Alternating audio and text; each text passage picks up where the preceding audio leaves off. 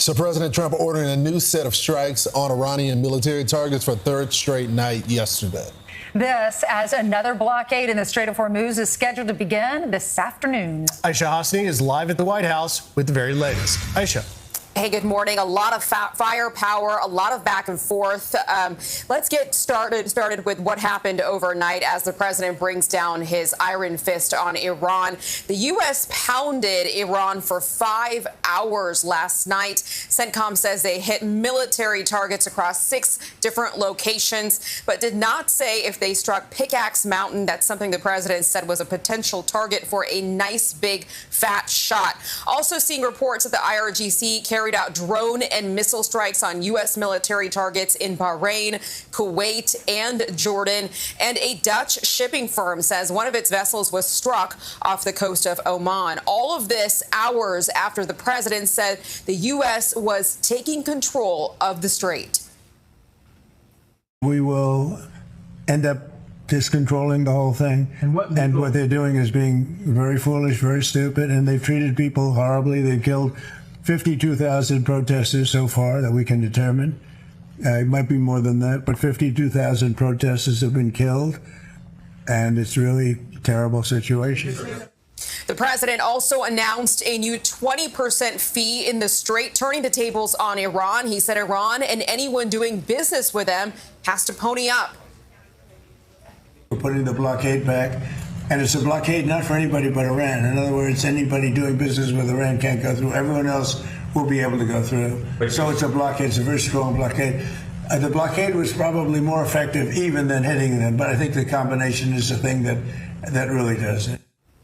Iran's foreign minister posting this in response on X, writing, POTUS is absolutely right. Whoever provides secure and safe passage of commercial vessels through the Strait of Hormuz should be compensated for this service. Iran has always been the guardian of the strait and will remain so forever.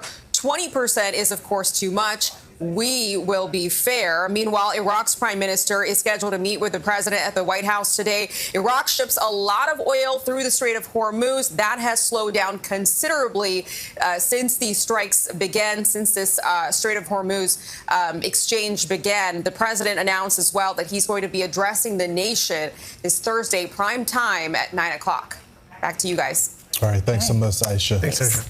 So the Iranians are doing these back channels and trying to say that that these junior members of the IRGC are the ones that are doing the firing.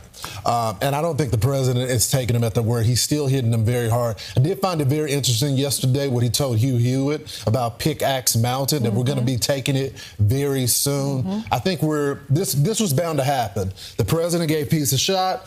The Iranians didn't want to take him up on that offer, and they're trying to leverage the strait. And the president is making very clear that he's going to finish the job. Yeah, the president has said he's going to charge 20% a fee on all cargo moving through the strait. Here he is. We've had 10 deals with these people, and so we're just going to hit them very hard.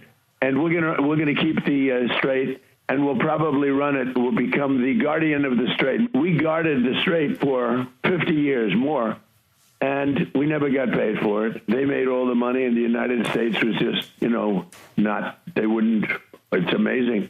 It's we never made. We guarded it for nothing, and now we're going to guard it, and we're going to get paid for guarding it. A lot of money.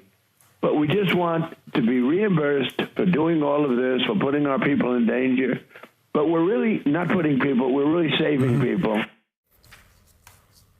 So it's going to be interesting. Look, over the weekend, Iran was getting a test to see if they were going to be serious about this memorandum of understanding, if there was going to be progress. And what did they do? They failed it by doing the very thing that we were testing them on, which is to see if they were going to fire on ships in the strait. And they did that. Iran, make no mistake, killed their own shot at a deal. Now the president is saying, we're going back to striking you hard, as you pointed out, LJ. And also, he's talking about, this taking over the strait and even levying a fee for it. We'll see if that actually happens. It does seem to be a signature part of President Trump's playbook, which is when he needs to create space for some talks and negotiations, he does that while at the same time maintaining that he is going, you better believe what he says, which is going to hit harder and harder if you're going to fail that test and not try and seek true in good faith negotiation. Well, the fee is just so that America is not just paying for the defense of the Strait. I mean, if people don't want to pay the fee, then they can easily just help us with the security of the Strait. We're not getting the majority of our oil, not even 10%, I think, of our oil from the Strait. Travels through there. We're energy independent. If this is going to be a global market, then the globe needs to help secure the Strait.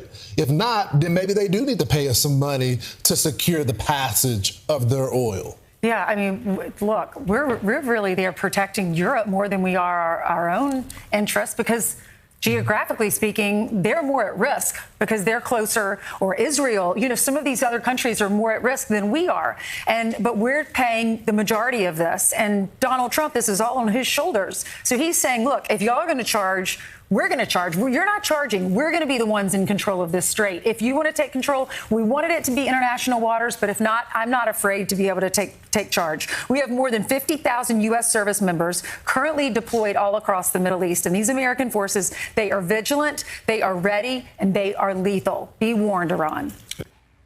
Be sure to like and subscribe for all the Fox News latest on YouTube, and catch full shows streaming now on Fox One.